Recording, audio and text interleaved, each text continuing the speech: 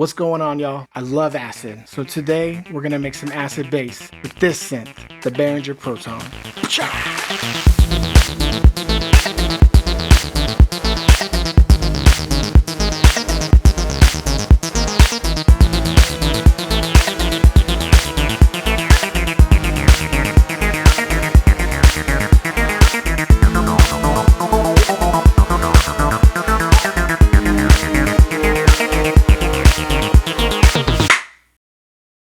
I love acid because it's not just a sound, it's a sensation of movement. It feels slippery, like a viscous liquid.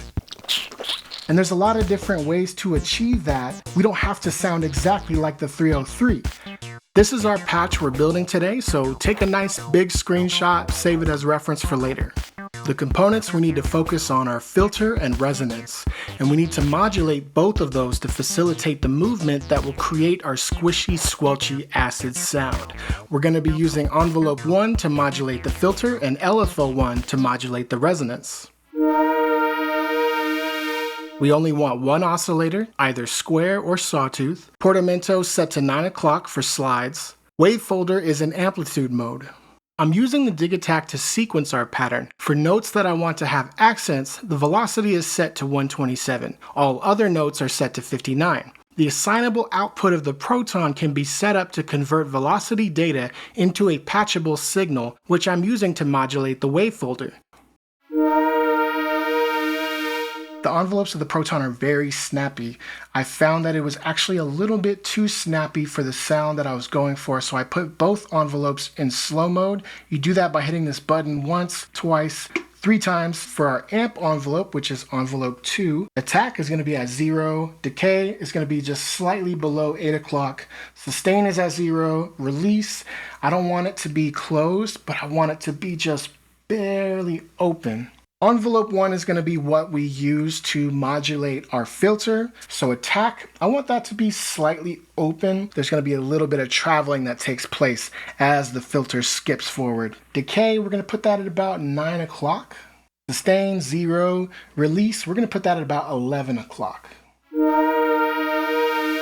For filter 2, just put it on low pass mode, put our filter mix all the way over to the right so we're only getting this filter. And we're going to go ahead and put it in soft resonance mode by hitting this button. All that means is the resonance is just going to be not quite as sharp. This thing can get piercing, stabbing sharp, and we don't need that. We can just settle for merely uncomfortably sharp. For resonance, I want to put that around 11 o'clock, somewhere right there. Now we want the ADSR of envelope 1 to modulate the filter cutoff. We want it to be jumping forward and then falling back with every single note.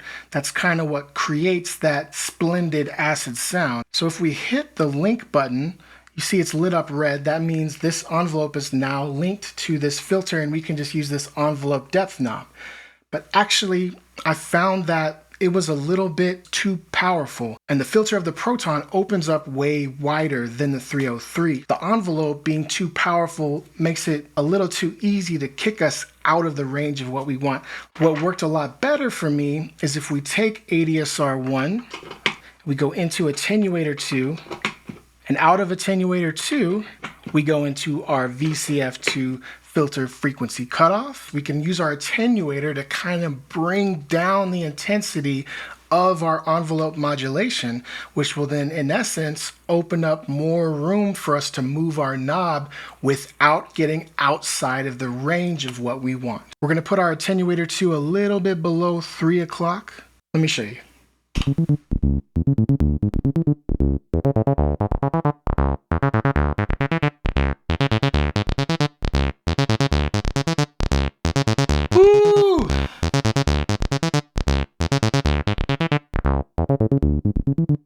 I found that there's a general range that sounds best for sticking into that liquid acid zone, and it's all dependent upon the mod depth. If the mod depth is at the top of that range, which I would say is around 12 o'clock or a little bit past it, then the filter cutoff can only go about to that same point. If the mod depth is lower though, then our filter cutoff can swing way further, all the way up to like 3 o'clock. And what's cool is those different extreme points both sound very acid, very liquid, but in ways that are different.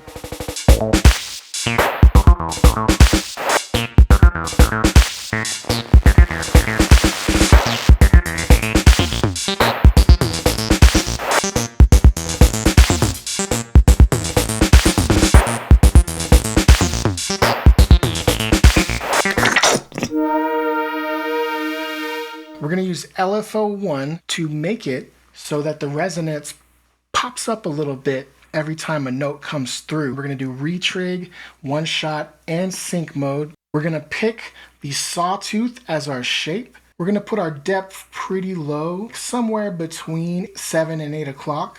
Our rate, let's put it up here like 11 o'clock. We can actually blend between the sawtooth and the triangle waves, and what that's going to do as it brings in the triangle, it's going to be a little ramp. That means it's not just instantly jumping to that higher value and coming down. It's taking a little bit of time to travel there. How do we do that? We hold down one shot, hit the para button. Now we hold down one shot again, and we start turning the LFO encoder.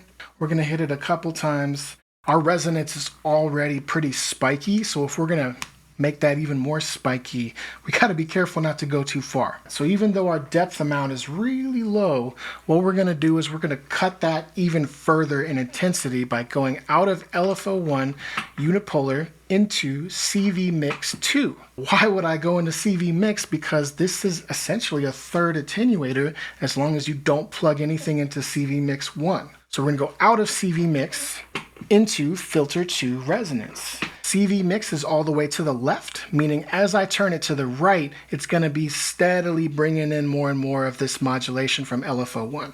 Let's see how that sounds. Now you hear it. A little too much. Back it off a bit. It's that liquid presence.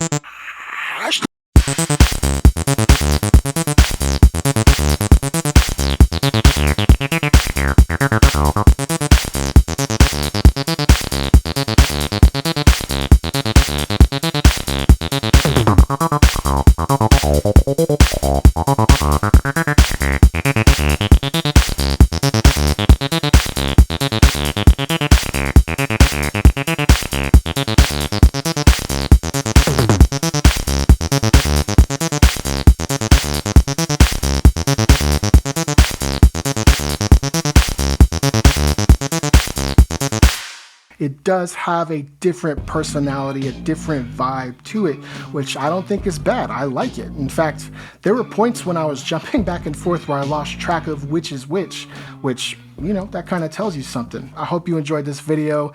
Please like and subscribe. If you want to throw some love to the channel, I do have a Patreon, but otherwise, thank you for hanging out. Thank you for praying to the acid gods with me today. All right, y'all, be cool.